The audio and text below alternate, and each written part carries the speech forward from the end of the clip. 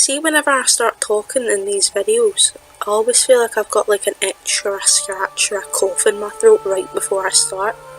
Like, I feel like I'm just gonna start like hacking like I've been smoking 40 a day for the last 10 years. So yeah, I can never start these properly because my voice isn't up for it. My voice is fucked off to Magaluf for 3 weeks. Anyway, I know I've just been going through all the lore I like. I have. I've been playing favourites with the lore, but generally speaking I know about the lore I like. I don't know about, say, panda lore. Watch as somebody pure roasts me 3 years from now if I make a Pandaren video. Anyway, let's get right to it, shall we? Night Elves are an ancient people hailing back to time immemorial.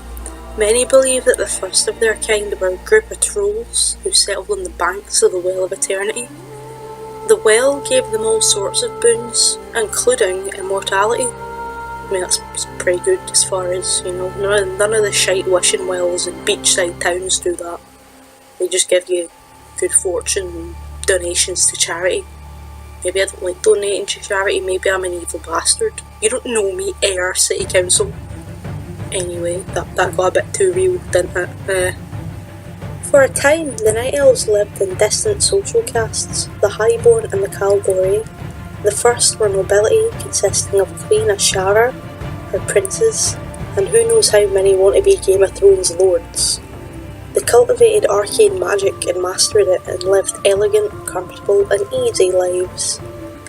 The Caldore, on the other hand, were seen as lowly by the Highborn. They lived much more simple lives, and while many of them may have at first played the roles of servants, soon they would begin to attune to the natural world. Among them were the first dedicated priestesses and the first druids of Azeroth. This all changed when Queen Ashara and the Highborn tried to bring Sargeras to Azeroth, as she believed the Dark Titan was the only being in all of creation worthy of marrying her. I mean, am I going to have to be the one to tell her his dick's probably the size of the Eastern Kingdoms?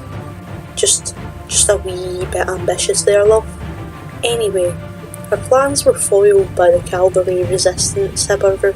The aftermath caused the Sundering, which split the once supercontinent of Kalimdor into lots of new, smaller continents. One, a smaller one now, still called Kalimdor. The Highborn were now in exile, most of them coming to live in the city of Eldrithalas, also known as Dire Maul. Highborn elsewhere are few in number, following the drowning of their capital, Zinashari, at the Sundering. The majority have long since become High Elves, Blood Elves, Naga or Satyr. In the meanwhile, the Caldore freed themselves from the chains of the Highborn and begun to flourish. They saw themselves through some of the greatest conflicts Azeroth had ever borne witness to. The War of the Ancients, the War of the Satyr, and much later the War of the Shifting Sands. Though through it all they remained firm and they remained strong. A second Well of Eternity was created by Illidan Stormrage, and the World Tree Nordrassil planted above it. While the majority of the Caldore abhorred the creation of the second well, it did restore their immortality as it was blessed by the dragon aspects. Their culture became a natural one, taking violent action only against enemies of the wild. They had no interest in conflict for the sake of conflict, unlike other races. They fought only for the good of their people or the defence of nature. 7,000 years ago, the Caldore's culture took a noticeable shift. Their people had always been matriarchal.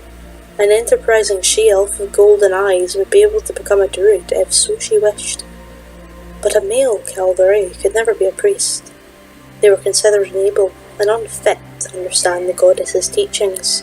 As such, any male with dedication to a higher calling beyond that of manual labour was likely to dedicate himself to the natural arts, as it was one of the few positions of respect they were allowed to occupy.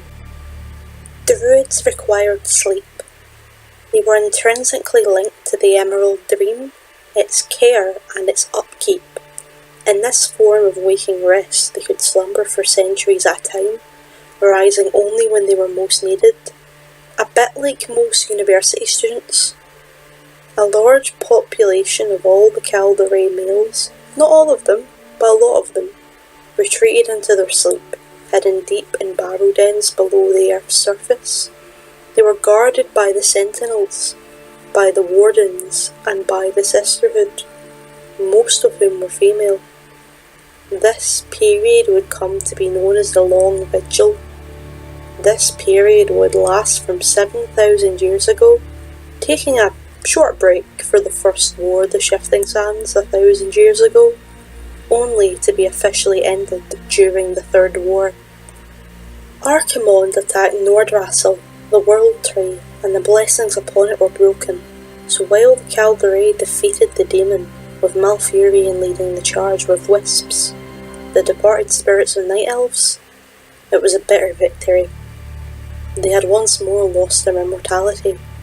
While still incredibly long-lived, they were not eternal anymore. An ancient race now a part of the Alliance, they have faced countless hardships, the greatest of which would no doubt be the burning of Teldrassil, the new world tree that had been planted following Nordrassil's ruin, and their capital of Darnassus that lay within. However, they have also prospered under the Alliance, reuniting with the remaining Highborn to make their people whole again, and gaining steadfast allies in the form of the Gelmeans. The future is uncertain for the Night Elves. They've been chased from their home, and lands they have held since time immemorial. Their leader, High Priestess Tyrande, has invoked the Night Warrior phase of Elune, and with it comes war. The Alliance, struggling on every front, is largely unable to help them retake their homeland.